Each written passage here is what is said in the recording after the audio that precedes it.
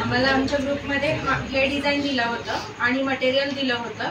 तर माझा अंदाज तो प्रत्येक एक मण्याचा पाऊच हा 10 ते 20 रुपयाला पकडला आणि या दोऱ्याची कॉस्ट असं मिळून या राखीची आता जो पॅकिंगसाठी काही खर्च येणार आहे असं मिळून हे 20 रुपयाला मी सेल करणार. आणि कॉस्ट प्राइस म्हणजे जे बनवण्यासाठी खर्च आलेला आहे आणि त्याच्या प्रत्येक राखी मागं मला एक 5 रुपये किंवा 2 रुपये तरी मिळालं पाहिजे असं माझं उद्देश आहे.